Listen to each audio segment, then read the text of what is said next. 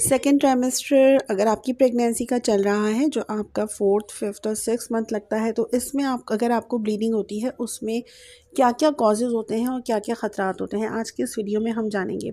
Second trimester में आपको bleeding कुछ रीज़न्स की वजह से हो सकती है। इसमें पहला कॉज़ ये है कि हो सकता है कि आपको कोई एसटीडीज़ हो यानी कि सेक्सुअली ट्रांसमिटेड डिजीज़ हो। आपके हस्बैंड से अगर आप मिली हैं during pregnancy during second trimester उसके बाद अगर आपको ब्लीडिंग होती है तो हो सकता है कि आपको कोई पेल्विक डिजीज़ हो या आपको सर्विक्स में जो है वो इनकॉम्पिटेंट सर्विक्स हो। इसका मतलब है कि आपकी सर्विक्स बहुत नाजुक हो। तो ऐसी औरतों को हमल के दूसरे या तीसरे महीने में टांके लगाए जाते हैं क्योंकि उससे मिसकैरेज के चांसेस बढ़ जाते हैं। तो टांके उस सेफ्टी के लिए लगाए जाते हैं। तो अगर आपकी ब्लीडिंग होती है तो हो सकता है कि आपकी सर्विक्स इनकॉम्पिटेंट हो यानी कि वीक सर्विक्स हो जिसकी वजह से आपके मिसकैरेज हो सकता है। तो ये सारी चीज़ें जो हैं आप अपनी गायनोलॉजिस्ट से डिस्कस कर सकती हैं ताकि वो आपको प्रॉपर गाइड कर सके। दूसरा रीज़न जो होता है वो हो सकता है कि आपका जो बच्चा है उसकी आंवल नाल वो नीचे की तरफ हो जो सर्विक्स के एरिया की तरफ कहलाती है जिसे हम प्लेसेंटा प्रेविया कहते हैं। तो प्लेसेंटा प्रेविया में आपको ख़ास एहतियात करनी है क्योंकि इसमें अगर ब्लीडिंग होती है तो वो रुकती नहीं है। पेनलेस ब्लीडिंग होती है। जो हामला औरत होती है उसको दर्द नहीं होता और इसकी ब्लीडिंग कंटिन्यूअस होती रहती है। तो अगर आपको ये प्रॉब्लम है तो आपको फ़ौरन डॉक्टर के पास जाना है कि आपको हो सकता है प्लेसेंटा प्रेविया का प्रॉब्लम हो क्योंकि इसमें आप हस्बैंड के साथ रिलेशन कायम नहीं कर सकती। आपकी डॉक्टर आपका जो जनरल चेकअप होता है वो नहीं कर सकती है। तो आपको कुछ सीढ़ियाँ चढ़ने उतरने को भी मना किया जाएगा, सीधा लेटने को कहा जाएगा क्योंकि प्लेसेंटा प्रेविया एक ऐसी कंडीशन है जिसमें अगर ब्लीडिंग हो जाए तो वो रुकती नहीं है। और इस कंडीशन में आपकी आगे जाके जो नॉर्मल डिलीवरी भी अगर होगी तो आपका सी सेक्शन हो सकता है अगर आपको 9वें महीने भी ये प्रॉब्लम रहा क्योंकि प्लेसेंटा प्रेविया यूजुअली टाइम के साथ ख़त्म भी हो सकता है और ये वहीं पे भी रह सकता है। तो ये अगर कंडीशन है तो आपको एहतियात करनी है। फिर बार बार डॉक्टर आपका अल्ट्रासाउंड करवाएगी, अल्ट्रासाउंड में चेक करती रहेगी कि आपका प्लेसेंटा प्रेविया नॉर्मल कंडीशन में आया कि नहीं आया। यूजुअली जो आंवल नाल होती है प्लेसेंटा होता है वो फंडस पर होता है, बच्चेदानी के ऊपर की साइड पर होता है या साइड वाइज होता है, राइट साइड लेफ्ट साइड। लेकिन ये दोनों जो कंडीशन होती हैं ये बच्चेदानी के ऊपर होती हैं। कभी कभार किसी भी अननोन रीज़न की वजह से ये जो प्लेसेंटा या आंवल नाल होती है नीचे सर्विक्स की तरफ चली जाती है यानी कि वजाइना की तरफ आ जाती है जिसकी वजह से नॉर्मल जो चेकअप होते हैं, फिज़िकल चेकअप्स होते हैं जो गायनोलॉजिस्ट करती है आपकी, वो आपकी नहीं कर सकती।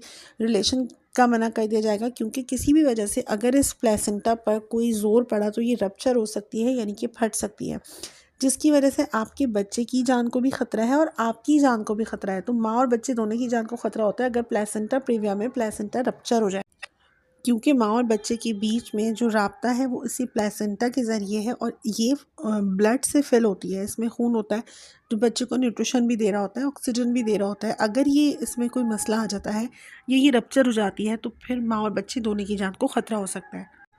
तो अगर आपको ये पता था कि आपके प्लेसेंटा प्रेविया का प्रॉब्लम चल रहा है और आपको अगर लाइट भी ब्लीडिंग महसूस होती है तो आपको फ़ौरन डॉक्टर के पास जाना है क्योंकि ये फिर रुकती नहीं है और इसको कंट्रोल करना बहुत मुश्किल हो जाता है।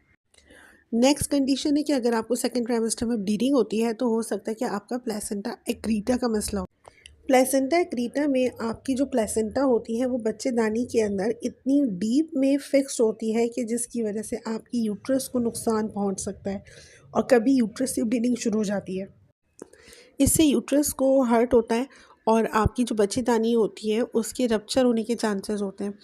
तो प्लेसेंटा एक्रीटा जो है वो भी कहीं ना कहीं आपकी प्रेगनेंसी में कॉम्प्लिकेशंस क्रिएट कर सकते हैं। और तीसरा कंडीशन ये है अगर आपका प्लेसेंटा एब्रेप्शिया होगा तो फिर आपकी जो प्रेगनेंसी होगी इसमें कॉम्प्लिकेशंस हो सकती हैं। ये एक ऐसी कंडीशन है जिसमें आपका प्लेसेंटा वक्त से पहले बच्चेदानी से अलग हो जाता है। ये एक ऐसी मेडिकल कंडीशन है जिसमें आपका इमरजेंसी सी सेक्शन भी करना पड़ सकता है। ये डिपेंड करता है कि प्लेसेंटा ये जो एब्रेप्शिया है ये किस हद तक, ये किस लेवल तक अलग हुआ है बच्चेदानी से। यूजुअली क्या होता है कि जो प्लेसेंटा होता है वो बच्चेदानी की दीवार के साथ चिपका हुआ होता है।